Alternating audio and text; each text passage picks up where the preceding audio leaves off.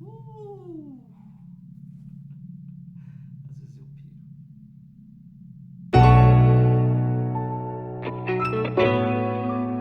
E aí, pessoal, tudo bem por aí? Como andam as reflexões acerca da sua masculinidade? Tem conseguido olhar para as suas atitudes diárias e perceber aonde você consegue ser um homem melhor? Aonde você exerce um comportamento machista? Onde você exerce uma masculinidade tóxica, frágil?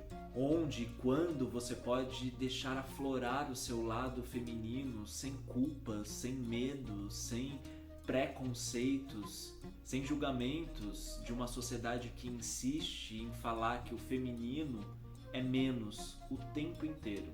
Nosso exercício é diário e para botar um pouco mais de lenha nessa fogueira, hoje eu queria falar sobre paternidade. É complexo falar de paternidade, né? Quando você não é pai. Você é aquele pai que paga R$ 200 de pensão. Ou é aquele pai que só quer tirar foto da criança para postar no Instagram, pagando de paizão, mas no fundo não sabe trocar uma fralda, não preparar uma mamadeira? Esse vídeo não é para você. R$ 200 de pensão? Pelo amor de Deus, puta que pariu. Né? Que mundo você vive? Que mundo você acha que seu filho vive? Para de ser escroto. Mas para você não ficar sem conteúdo para assistir, porque você precisa sim, né, mudar esse seu comportamento, eu te aconselho a assistir ao filme de um grande amigo meu que está disponível aqui no YouTube, chamado Todos Nós 5 Milhões. O filme é do diretor Alexandre Mortágua e é um híbrido de ficção com documentário. O filme parte de um dado muito importante e grave do Conselho Nacional de Justiça de 2013, onde mostrava que mais de 5 milhões de crianças não tinham um registro do pai na certidão de nascimento. Isso sem contar aqueles que têm o nome do pai no registro, na certidão de nascimento, mas não têm relação nenhuma ou simplesmente foram abandonados por eles. O filme mostra a força de mulheres que lutam diariamente para criar essas crianças sozinhas. Esse boy maravilhoso aqui que vos fala fez uma participação muito bonita, muito sensível, muito delicada no filme, como o Joaquim, um homem que busca entender as suas origens, a sua história e busca pelo pai depois de 30 anos que ele foi abandonado. Eu sou teu filho.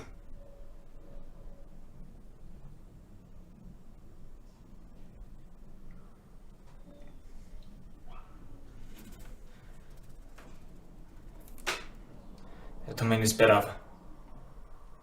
Assistam o filme e depois voltem aqui e comentem pra gente debater sobre os caminhos da paternidade no Brasil, sobre o filme em si, sobre os dados do Conselho Nacional de Justiça. E você que se considera um pai presente, também assista o filme para entender um pouco mais sobre a questão da paternidade no Brasil, a força de mulheres na criação de uma sociedade mais forte, mais humana. A gente tem que valorizar muito essas mulheres e a força delas na construção da nossa sociedade. Depois que eu fiz o filme, eu pensei muito na minha relação com meu pai, né? Sempre houve muito amor, muito respeito, mas um amor de uma forma dura, secreta, né? Um respeito velado que não é dito, e o que às vezes não é dito magoa também. Nós gravamos o filme em 2017. Eu acabei mergulhando muito no assunto, como laboratório, como pesquisa para o personagem, na questão da paternidade. E comecei a pensar muito na minha relação com o meu pai, né, na construção da nossa relação pai e filho durante toda a minha vida, né, desde pequenininho até hoje, aos 30 anos. E como essa relação moldou a minha masculinidade até hoje. A geração dos nossos pais foi criada de uma forma autoritária para ser mantenedora e criar os filhos da mesma forma e semelhança do que eles foram criados. Essa falta de afeto, essa falta de amor, essa falta do abraço, discutir como foi o seu dia, uma palavra de amor, um eu te amo, eles não foram criados para isso. E a sociedade ainda ajuda a perpetuar muitos desses comportamentos dessa paternidade tóxica. Hoje a gente está numa relação maravilhosa, incrível, assim, super bem, com muito amor, com muito respeito. É imprescindível olhar e pontuar a questão da masculinidade na paternidade. Por mais que ele venha de uma geração dura de criação, ele soube aprender, ele não se parou no tempo, ele quis entender a geração dos filhos dele, ele quis entender essa nova geração, esse novo tipo de comportamento que para ele é completamente novo, para vários pais, e é preciso entender isso também, mas também entender que vivemos num outro mundo, num mundo mais plural, né? Se a gente entende e quer entender os nossos pais, eles também precisam se abrir e entender a gente, né? Essa mesma cultura social, cultural, moral, institucional, religiosa, estrutural, que afetam mulheres, que afetam nós, os LGBTs, que afetam as pessoas pretas, que não permite a gente viver da nossa forma plena. Essa mesma cultura também impede o homem de exercer o seu papel de pai, de performar outros tipos de masculinidades que não sejam tóxicas. Sempre tem alguém conhecido, amigo, colega de trabalho, né? Que você vê uma relação, você vê que não paga pensão, né? E sempre tem a passada de pano. O homem sempre passa o pano pro outro. Para a gente entender na prática como a sociedade brasileira limita as ações paternais, a gente pode começar falando sobre a licença paternidade. Hoje as mulheres têm uma licença maternidade de 4 a 6 meses no mercado de trabalho. Um homem tem de 5 a 20 dias. E por quê? Porque ainda há aquela visão de que o homem precisa prover o sustento da família. O homem não tem que ter a responsabilidade de criar e se responsabilizar pela educação da criança. Por que não há fraldários nos banheiros masculinos, em shoppings, em empresas? Porque simplesmente descartam a possibilidade do pai responder pelos cuidados do seu filho. Para você que é pai, alguma vez você já foi fazer alguma entrevista de emprego e a pessoa responsável pelo RH perguntou para você: você tem filhos? Com quem os seus filhos ficam ou ficariam durante o período de trabalho? Essa é uma pergunta feita exclusivamente para a mulher, porque se coloca como a mulher é a única responsável pelo cuidado do seu filho. Não nos educaram a cuidar. As escolas não abordam e demandam dos homens a mesma carga que demandam das mulheres. Os profissionais, as campanhas de saúde, em nenhum momento falam sobre a paternidade. Não mais, agora não. Acho que você tem que falar, né? Precisa parar de cutucar na mesa de bar e falar. Os homens, os amigos precisam falar sobre suas dores, né? E você não pode ter medo de expor e falar assim: cara, você tá sendo um pai babaca.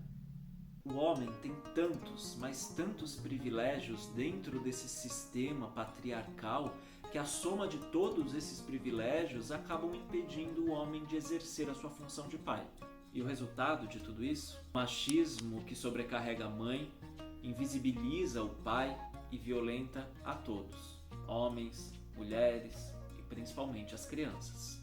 Mas ser pai tem o seu papel e ele precisa existir dentro de um todo, dentro de um núcleo familiar e fora dele, porque falar da figura paterna é falar um pouco sobre o machismo enraizado em cada um de nós, é falar principalmente das dificuldades que nós homens temos em dizer o que sentimos, dificuldade de chorar sem medo, sem preconceitos, a dificuldade de demonstrar afeto, as nossas emoções. E afeto é cuidado, é carinho, é toque, é presença, é respeito.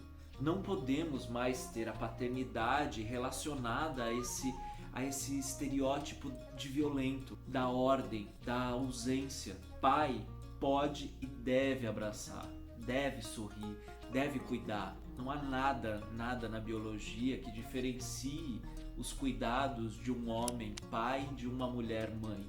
Estudos neurocientíficos mostram que tanto homens quanto mulheres sentem as emoções da mesma maneira. A única diferença está na forma como cada um se expressa. No entanto, ao criar filhos dentro de normas culturais que o impedem de se expressar, estamos incentivando essa criança a calar suas emoções. E nossas experiências e nossas emoções, elas precisam ser processadas pela mente. São elas que dão sentido à nossa vida. Se um menino cresce ouvindo que não pode jamais demonstrar que está triste ou que está com medo, a única estratégia que ele aprende é escondendo os seus sentimentos. Isso pode afetar a conexão dela não só com os pais, mas consigo mesma, porque ela não vai conseguir identificar quem ela é dentro desse contexto inteiro. A paternidade é um gatilho de transformação do homem. É uma peça importante para o desenvolvimento saudável das nossas crianças e adolescentes. Sem falar que é um forte antídoto ao machismo e à masculinidade tóxica estrutural presente por aí.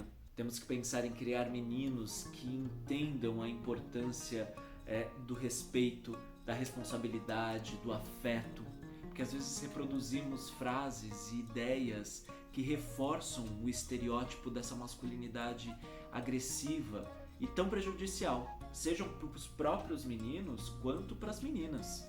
Converse, escute, debata, reflita, o tempo inteiro, a todo momento. Juntos a gente pode dialogar e compartilhar ideias e opiniões, buscando as melhores formas de agir, sempre com respeito e empatia. Afinal, o mundo melhor começa por nós. E criar pequenos que se tornarão homens gentis, educados, responsáveis, seguros e felizes é muito importante para o mundo que queremos transformar daqui para frente. Até o próximo vídeo.